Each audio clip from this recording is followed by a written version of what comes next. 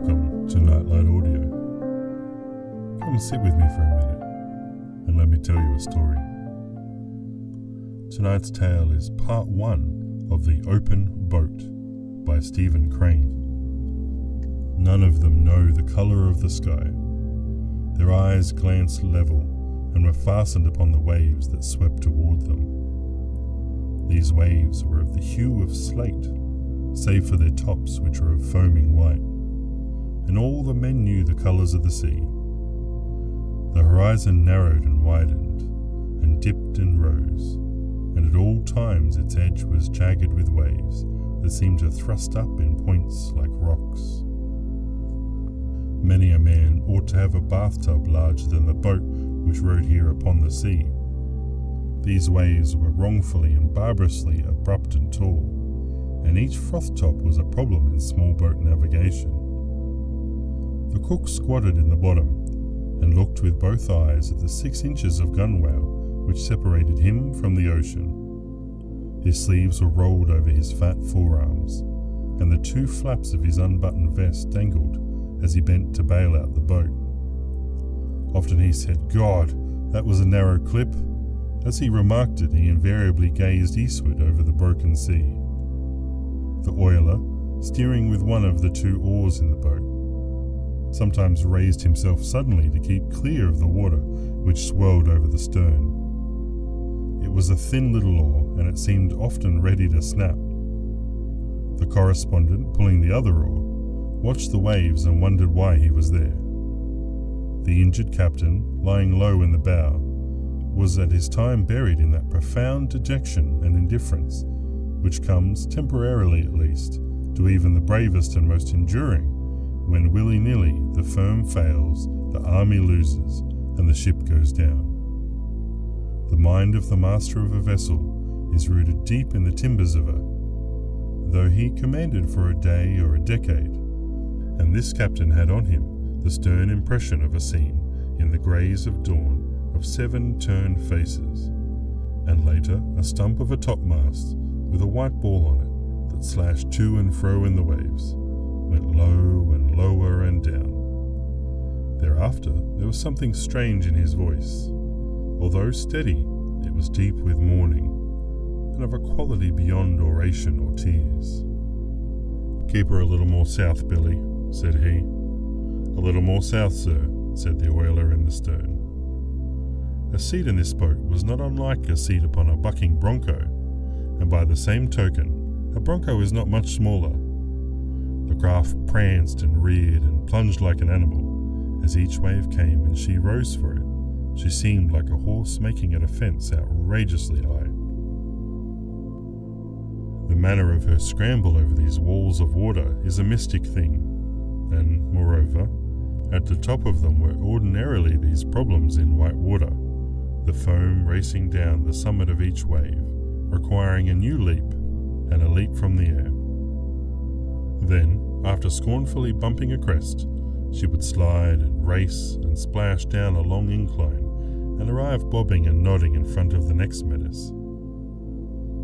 A singular disadvantage of the sea lies in the fact that after successfully surmounting one wave, you discover that there is another behind it just as important and just as nervously anxious to do something effective in the way of swamping boats. In a 10-foot dinghy, one can get an idea of the resources of the sea in a line of waves that is not probable to the average experience, which is never at sea in a dinghy. As each salty wall of water approached, it shut all else from the view of the men in the boat. It was not difficult to imagine that this particular wave was the final outburst of the ocean, the last effort of the grim water. There was a terrible grace in the move of the waves. They came in silence, save for the snarling of the crests. In the wan light, the faces of the men must have been grey. Their eyes must have glinted in strange ways as they gazed steadily astern. Viewed from a balcony, the whole thing would doubtlessly have been weirdly picturesque.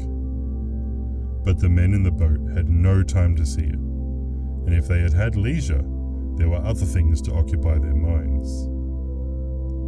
The sun swung steadily up in the sky, and they knew it was broad day because the colour of the sea changed from slate to an emerald green, streaked with amber lights, and the foam was like tumbling snow.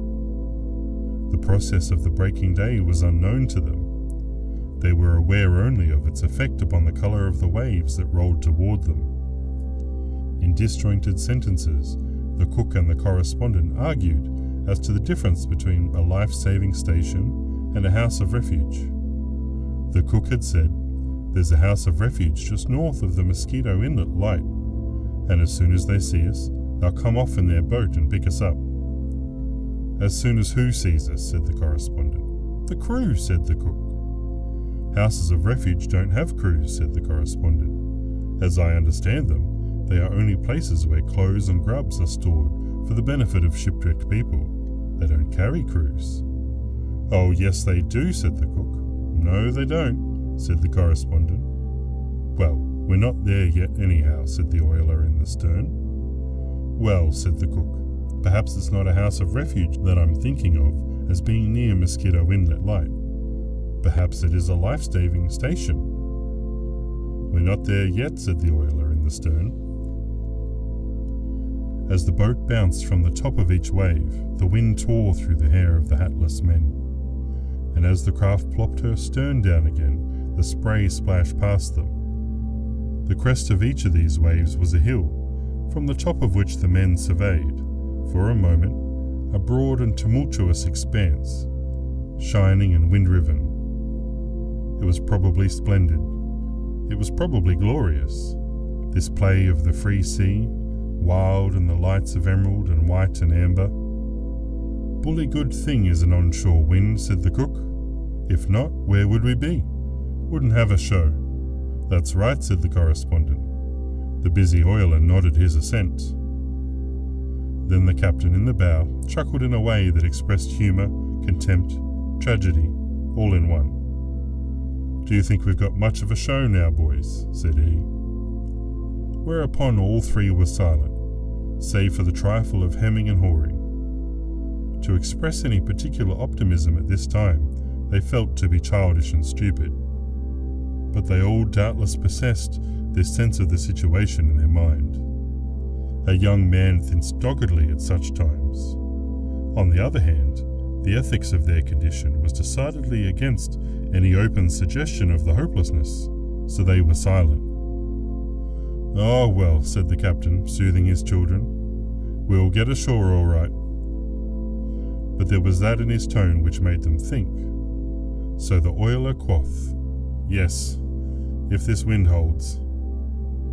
The cook was bailing, "Yes, if we don't catch hell in the surf." Canton flannel gulls flew near and far. Sometimes they sat down on the sea, near patches of brown seaweed that rolled over the waves with momentum like carpet on a line in a gale. The birds sat comfortably in groups, and they were envied by some in the dinghy, for the wrath of the sea was no more to them than it was to a convoy of prairie chickens 1,000 miles inland. Often they came very close and stared at the man with black bead-like eyes. At these times they were uncanny and sinister in their unblinking scrutiny, and the men hooted angrily at them, telling them to be gone. One came and evidently decided to alight atop the captain's head. The bird flew parallel to the boat and did not circle, but made short sidelong jumps in the air in a chicken-like fashion. His black eyes were wistfully fixed upon the captain's head. "Ugly brute," said the oiler to the bird. "You look as if you were made with a jackknife," said the cook. The cook and the correspondent swore darkly at the creature. The captain naturally wished to knock it away with the end of the heavy painter, but he did not dare do it, because anything resembling an emphatic gesture would have capsized this freighted boat. And so, with his open hand, the captain gently and carefully waved the gull away. After it had been discouraged from the pursuit, the captain breathed easier on account of his hair, and the others breathed easier because the bird struck their minds at this time to being somehow gruesome and ominous. In the meantime, the oiler and the correspondent rowed, and also they rowed. They sat together in the same seat, and each rowed an oar. Then the oiler took both oars. Then the correspondent took both oars. Then the oiler, then the correspondent. They rowed and they rowed. The very ticklish part of the business was when it came time for the reclining one in the stern to take his time on the oars. By the very last star of truth, it is easier to steal eggs from under a hen than it was to change seats in that dinghy. First the man in the stern slid his hand along the thwart and moved with care, as if he was of Sevres.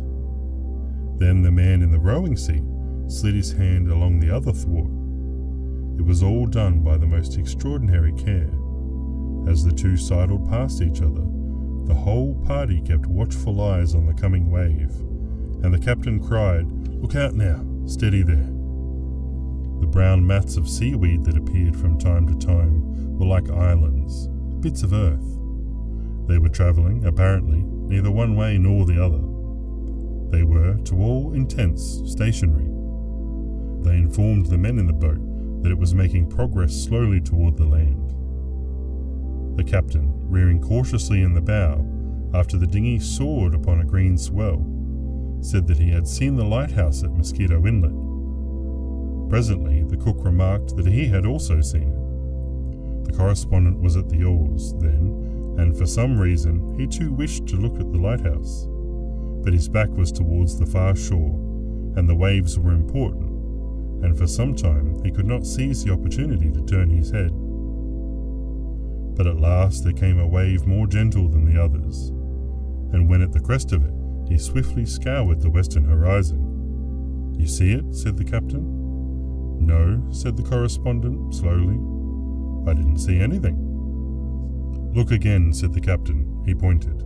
"It's exactly in that direction."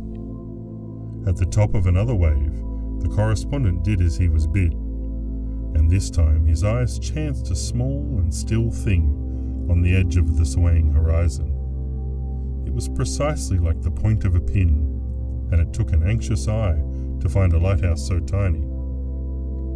"You think we'll make it, Captain?" "If this wind holds and the boat don't swamp, we can't do much else," said the captain. The little boat, lifted by each towering sea and splashed viciously by the crests, made progress that in the absence of seaweed was not apparent to those in her. She seemed just a wee thing wallowing miraculously, top up, at the mercy of the five oceans. Occasionally, the great spread of water, like white flames, swarmed into her. "Bail her, cook," said the captain serenely. "All right, captain," said the cheerful cook.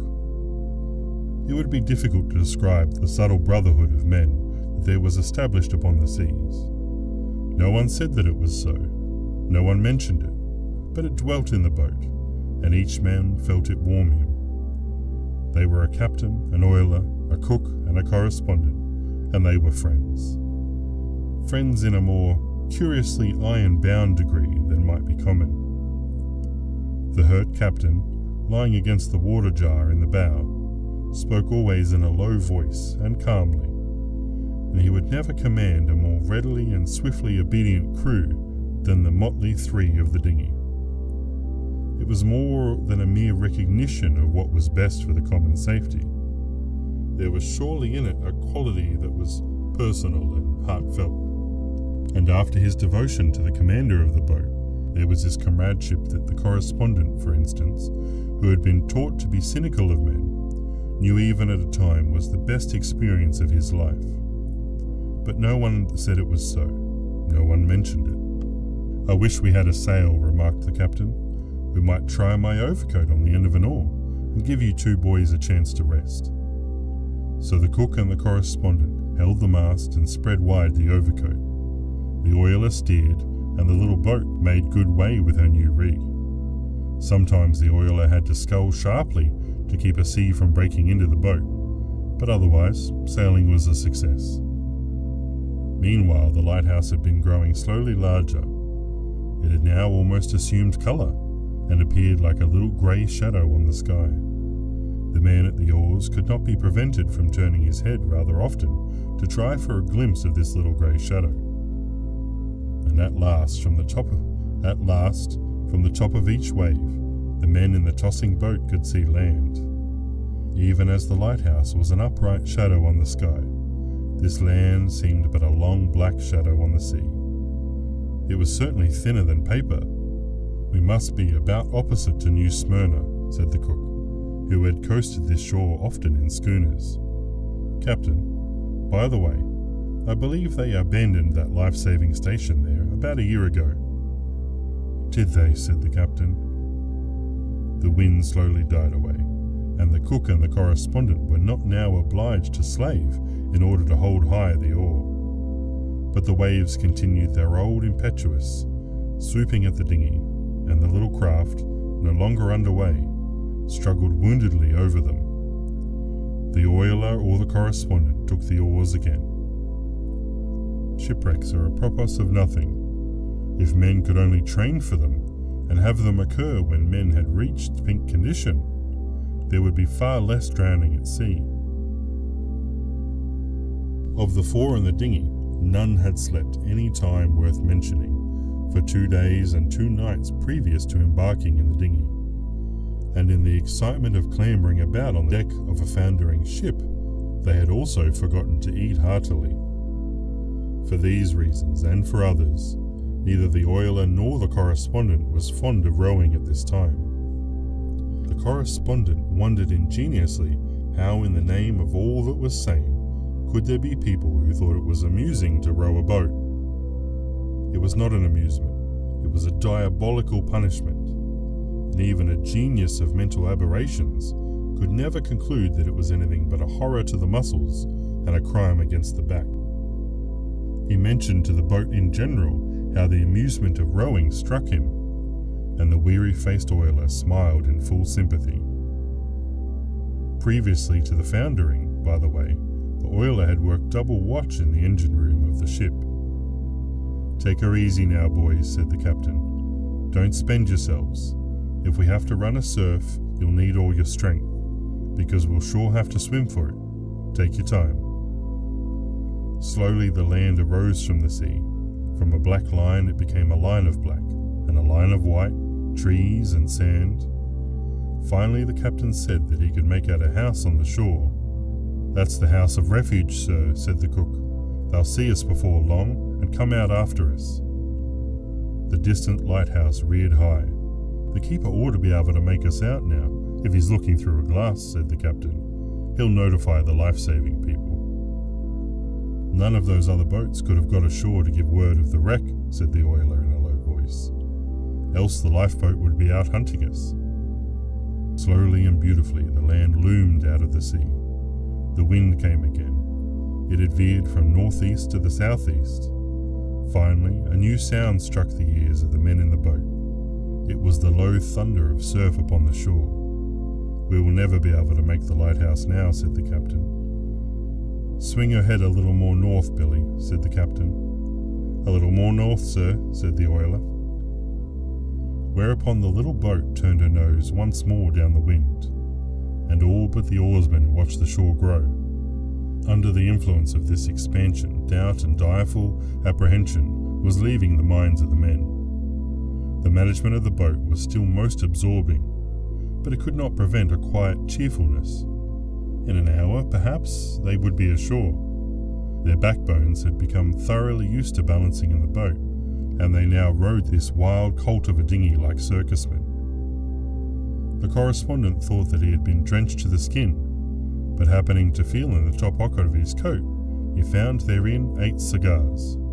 4 of them were soaked with seawater, and 4 were perfectly scatheless. After a search, somebody produced 3 dry matches, and thereupon the 4 waifs rowed in their boat, and with the assurance of an impending rescue shining in their eyes, puffed at the big cigars and judged well and ill of all men. Everybody took a drink of water. And here we'll pause. Join me again for part 2, as the dawn breaks and the men make their final run for the shore. If you absolutely can't wait, you can find the whole story on Gumroad, or come and join us over on Patreon. This has been Nightlight Audio. Dream sweetly.